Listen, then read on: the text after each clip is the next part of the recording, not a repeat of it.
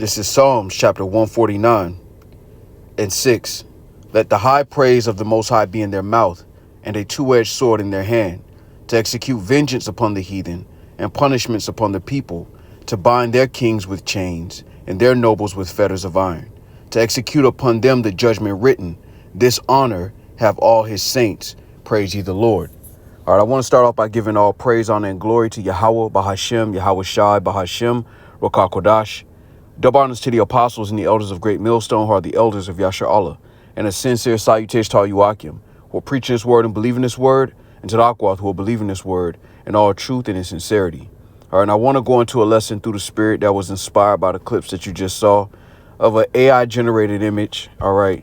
But we know according to prophecy, all right, that these scriptures were written aforetime for our learning, all right? And that these are future prophecies concerning the exalting of the nation of Israel. All right, beginning with the elect. And that's why verse 9 says to execute upon them the judgment written. This honor have all his saints. Everybody is not a saint. All right, all the nations on the earth are not considered saints. There's one particular nation on earth that's considered a saints. All right, let's go here. This is Psalms 50 and 5. Gather my saints together unto me, those that have made a covenant with me by sacrifice, and the heavens shall declare his righteousness, for the Most High is judge himself. Salah. All right, so we know that the saints are the Israelites.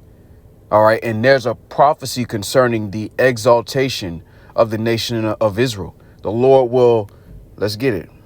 Let's go to Psalms. I'm going to jump down to Psalms 147 and 19, and it reads, He showeth forth his word unto Jacob, his statutes and his judgments unto Israel. He hath not dealt so with any nation, and as for his judgments, they have not known them. Praise ye the Lord. So we know that the Lord is only dealing with one nation of people. Now, the Lord has always spoken of a future prophecy concerning the nation of Israel rising to the top of the nations on the earth. All right, we can go to Isaiah 2 as well to bring out those precepts, because when you really understand what the Lord is doing through the Spirit, he's bringing his people through the mud. All right. And ultimately bringing them out better on the other side. All right. This is Psalms 148 and 13. It says, let them praise the name of the Lord, for his name alone is excellent. His glory is above the earth and heaven. He also exalted the horn of his people. A horn is symbolic for power. All right. This is why the Lord called us a worm, because in this society, we don't have power. Pookie and Ray Ray on the block with a switch, you know, and a Draco is not power. You know, you have no standing military. You have no resources. You have to go to your enemies for the one of all things. The Lord is saying he's going to exalt the horn or the power of his people as a nation of people. And true power comes from the control of resources. All right. And the ability to protect and enforce your influence on the earth. The Lord said he's going to exalt that. All right. Verse 14 again, Psalms 148 and 14. He also exalted the horn of his people, the praise of all his saints, even of the children of Israel, a people near unto him. Praise ye the Lord. All right. And even is another way of saying as in. All right. So we again are seeing that the saints are the Israelites, and you can't get around that. So the Lord says he's going to exalt the horn of his people. This is why you go to Isaiah 61. All right. And what do you see? You see a very clear difference between the Lord's people and other nations. All right, let's go here. I want to hold this in a blue letter so I can have the NLT. All right, it's Isaiah 61 and 3. It says to appoint unto them that mourn in Zion, to give unto them beauty for ashes, the oil of joy for mourning, the garment of praise for the spirit of heaviness, that they might be called trees of righteousness, the planting of the Lord, that he might be glorified. And they shall build the old waste. They shall raise up the former desolations, and they shall repair the waste cities, the desolations of many nations. And strangers shall stand and feed your flocks, and the sons of the alien shall be your plowmen and your vine dressers. But ye shall be named the priest of the Lord. Men shall call you the ministers of our God. Ye shall eat the riches of the Gentiles, and in their glory shall ye boast yourselves. So this is a clear difference. And this goes back to the promise that the Lord made to the nation of Israel. All right, concerning the blessings. All right, I'll get an example of that. This is Deuteronomy 15:6. For the Lord thy God blesseth thee as he promised thee, and thou shalt lend unto many nations, but thou shalt not borrow, and thou shalt reign over many nations, but they shall not reign over thee. And the one that ignorantly called Jesus, whose name is Yahweh Shai, didn't come on earth to change that. All right, he's one with his Father's will. And this is why when you go to Isaiah 61, this is a future prophecy. All right, let's go to this again. Isaiah 61:6, but ye shall be named the priest of the Lord. Men shall call you the ministers of our God. Ye shall eat the riches of the Gentiles, and in their glory shall ye boast yourselves. For your shame ye shall have double. All right, Negroes, Latinos, and Native Americans experience a national shame through those stereotypes that Esau's propagated throughout the earth. Now, again, that's not to say our people aren't wicked, because our people do go off. All right, and our people are in all manners of folly and madness. Yet, as a nation of people, we have inherited a stereotypical shame. And what the Lord is saying, look, for your shame, ye shall have double. All right, whenever you walk into a room, your nationality walks in before you do. You know, the stereotypes of who you are as a people, that walks in before you do. All right, so this is Isaiah 61:7. For your shame, ye shall have double, and for confusion, they shall rejoice in their portion. Therefore, in their land, they shall possess the double. Everlasting joy shall be unto them. And this is a clear separation. You know, contrary to popular belief, this is a clear separation. All right. And this is separated on nationality. It's not separated on just believers and non-believers. It begins with the elect, but eventually the entire nation of Israel are going to inherit these promises. This is why it's going to say this in verse 9. It reads, you know what? Let me continue at verse 8. For I, the Lord, love judgment. I hate robbery for burnt offering. I will direct their work in truth. I will make an everlasting covenant with them. And there's only one nation that's promised an everlasting covenant. That is the nation of Israel. All right. This says Isaiah 45 in verse 17. And it reads, but Israel shall be saved in the Lord with an everlasting salvation. You shall not be ashamed nor confounded, world without end. When you go precept upon precept, it's easy to see, Lord willing, we be a part of that number, that the Lord has promised his people a particular blessing. And that particular blessing is a kingdom that will last forever, that will not be destroyed. And that kingdom begins with Yahweh Shai, whom the world ignorantly calls Jesus. It's his kingdom first and foremost. All right, this is Daniel chapter 2 and verse 44. And it reads, and in the days of these kings shall the God of heaven set up a kingdom which shall never be destroyed. And the kingdom shall not be left to other people, but it shall break in pieces and consume all these kingdoms, and it shall stand forever. And see, Christianity can't get around these precepts. The saints of God are going to inherit a kingdom. The saints is another way of talking about Israelites. As a nation of people, that's why I said the kingdom will not be left to other people. You're not going to have an EU, all right, or a NATO in the kingdom of heaven. Matter of fact, perfect timing. This is Isaiah 2:1. The word that Isaiah, the son of Amos, saw concerning Judah and Jerusalem. And it shall come to pass in the last days that the mountain of the Lord's house shall be established in the top of the mountains, and shall be exalted above the hills, and all nations shall flow unto it. And many people shall go and say, come ye, let us go up to the mountain of the Lord, to the house of the God of Jacob. And he will teach us of his ways, and we will walk in his paths. For out of Zion shall go forth the law, and the word of the Lord from Jerusalem. And he shall judge among the nations, and shall rebuke many people. And they shall beat their swords into plowshares, and their spears into pruning hooks. Nation shall not lift up sword against nation, neither shall they learn war any more. Come on, man. So this land backs off of Daniel, the 2nd chapter, about a kingdom being set up which shall never be taken down. And it won't be left to other people. The other nations won't have a say-so concerning how the resources of the earth are distributed, and what's the code of morality. What is the law? All right, because the law is going to go forth from Zion, meaning the laws, statutes, and commandments that we were given as a nation of people are going to be enforced globally. And if you have eyes and ears to receive, universally, all right, concerning outside of just this globe. That is going to be the standard. All right. And that kingdom is only promised to one nation of people. It's not promised to a multinational group of people.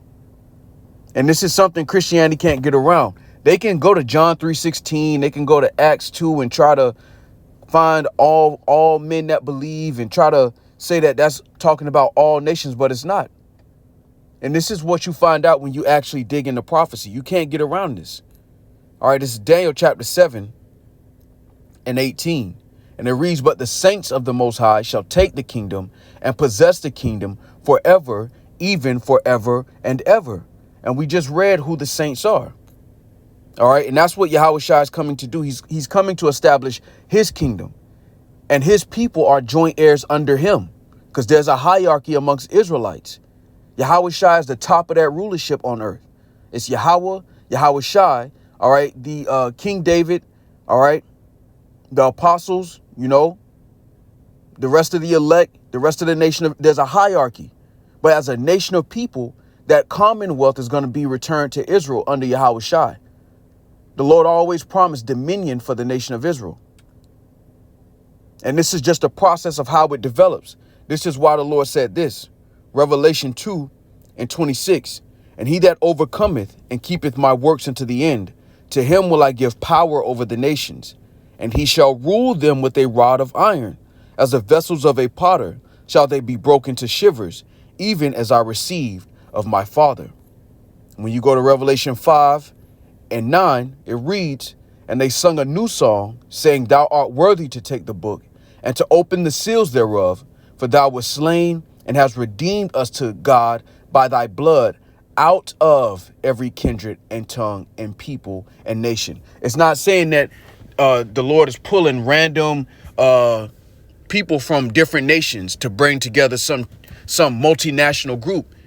It's the elect that are amongst these nations that may look like other nations or people that may speak another tongue, but their lineage goes back to flesh and blood Israelites.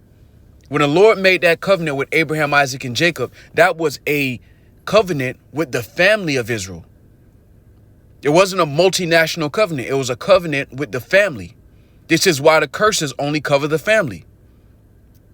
That's why the Lord said, for your shame, ye shall have double. The other nations didn't have to go through the curses. They don't have to walk in the room with the label of being black, Hispanic, or Native American and everything that comes with that stigma. They don't have to deal with that. So now in the fourth quarter with 30 seconds left on the clock, everybody want to get a jersey because they see the winning team is about to win under Yahushua. It don't work like that.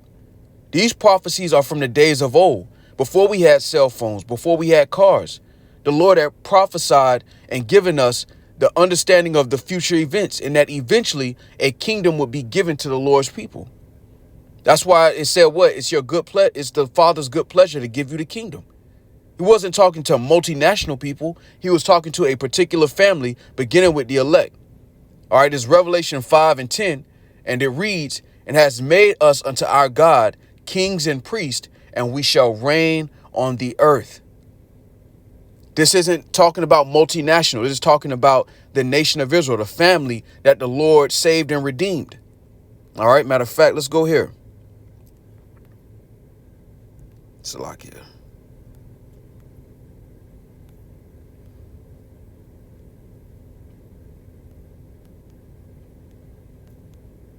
Now I'm gonna get this. This is 1 Peter 2:9, and it says, but ye are a chosen generation, a royal priesthood, and holy nation. Holy goes back to separate.